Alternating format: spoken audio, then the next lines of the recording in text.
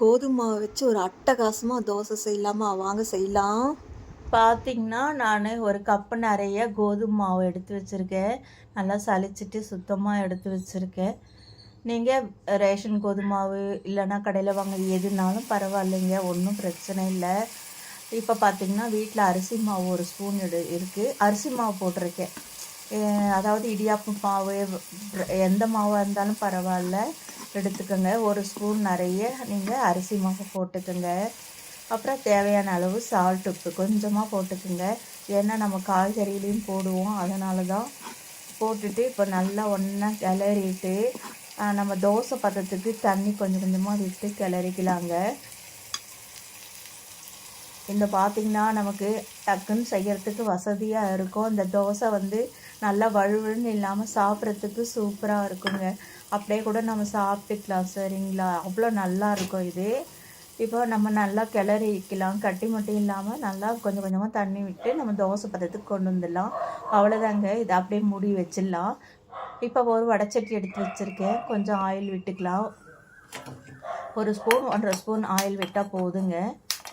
Stove off ஆகிடுச்சு, அதனால் stove பற்ற வச்சிட்ருக்கேன். பார்த்திங்கன்னா ராகி தோசை, ராகி ஆப்பம், கோதுமை தோசை, கோதுமை ஆப்பம், இந்த மாதிரி எதுனாலும் நம்ம உடம்புக்கு நல்லதாக எடுத்து செஞ்சு சாப்பிட்டுக்கலாம். இப்போ கடுகு உளுத்தம்பருப்பு ஜீரகம் போட்டிருக்கேன். அப்புறம் கடலைப்பருப்பு ஒரு ஸ்பூன் போட்டுக்கலாம். உளுத்தம்பருப்பு ஒரு ஸ்பூன் போட்டுக்கலாம்.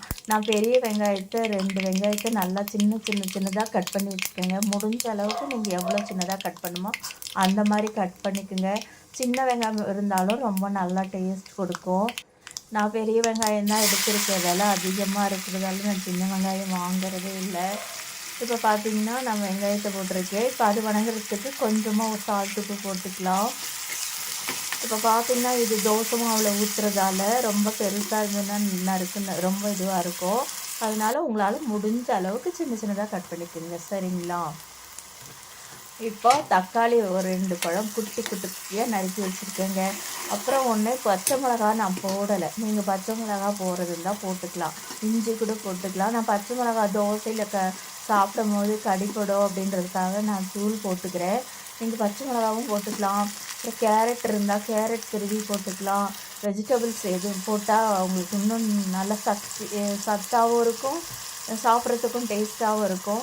நான் தக்காளி போட்டாச்சு. நான் குழம்பு மிளகாய் தூள் ஒரு ஸ்பூன் போட்டிருக்கேன். மஞ்சள் தூள் போட்டுக்கலாம். நீங்கள் பச்சை மிளகாய் வேணாலும் பச்சை மிளகாய், வரமிளகாய் எதுனாலும் போட்டுக்கலாங்க. தோசை நல்லா செமையாக டேஸ்ட்டாக இருக்கும். இது பார்த்திங்கன்னா கோதுமை மாவு, வெறும் மாவில் தோசை ஊற்றினா கூட ஒவ்வொருத்தருக்கு குழந்தைங்களுக்கு பிடிக்காது. ஆனால் இந்த மாதிரி நீங்கள் செஞ்சு கொடுத்தா குழந்தைங்க விரும்பி சாப்பிடுவாங்க. இதை இப்போ நல்லா வணங்கிடுச்சுங்க. இப்போ அதை மாவில் ஆட் பண்ணிக்கலாம். அவ்வளோதாங்க. வேறு பெரிய இதுவாக வேலையெல்லாம் ஒன்றும் இல்லை, இவ்வளோதான். டக்குன்னு செஞ்சிடலாம். ஒரு 1/2 மணி நேரத்தில் தோசை ரெடி பண்ணிக்கலாம். ஒரு சட்னி, தேங்காய் சட்னி இதுக்கு ரொம்ப நல்லாயிருக்கும். இப்போ தோசை வாத்துக்கலாம். கல் காஞ்சிட்ருக்குது, ஊற்றிக்கலாம். அவ்வளோதாங்க. இதில் மேலே நெய் கூட விட்டுக்கலாம், நம்ம இஷ்டம்தான். கொஞ்சம் கனமாக வேணும்னா கனமாக சுட்டுக்கலாம், மெலிசாக வேணுனாலும் மெலிசாக எடுத்துக்கலாம். நான் ஒரு அளவுக்கு தான் பார்த்து செஞ்சுருக்கேன். அவ்வளோதாங்க. இதே மாதிரி எல்லா மாவையும் நம்ம ஊற்றி எடுத்துக்கலாம். நான் தேவையான அளவு தான் சுட்டிருக்கேன். மீதி மாவு நான் அப்புறமா சுட்டுக்கலான்னு எடுத்து வச்சுட்டேன். இப்போதைக்கு வீடியோக்காக நான் 2 தோசை தான் ஊற்றி இருக்கேன். பார்த்திங்கன்னா நான் சாம்பார் வச்சேன். காலையில் முள்ளங்கி சாம்பார் வச்சுருந்தேன், அதையும் நான் வச்சுக்கிட்டேன். கார சட்னியும் பார்த்திங்கன்னா கார சட்னி பண்ணியிருக்கேங்க. வெங்காய சட்னி, அதுவும் நல்லா டேஸ்ட்டாக இருக்குங்க. செமையாக இருந்துச்சுன்னு வச்சுக்கோங்களேன். என் கார சட்னி ரொம்ப நல்லா இருந்தது. கார சட்னி, இன்னும் தேங்காய் சட்னி, மல்லி சட்னி எதுனாலும் நமக்கு இஷ்டம்தாங்க. பார்த்திங்களா, தோசை பார்க்கும் போதே உங்களுக்கு தெரியும் எவ்வளோ நல்லா இருக்குன்னு. நான் முள்ளங்கி சாம்பார் வச்சுருக்கேன். 2 தொட்டு சாப்பிட செம்மையாக இருந்துச்சு. நீங்கள் ஒரு முறை இந்த மாதிரி செஞ்சு பாருங்கள். மாவு இல்லையேன்னு வருத்தமே பட வேண்டாம். இந்த மாதிரி கோதுமை மாவு எப்படியும் வச்சுருப்போம் சப்பாத்தி செய்கிறதுக்கு. அதனால் நீங்கள் இந்த மாதிரி செஞ்சு பாருங்கள், செமையாக இருக்கும்.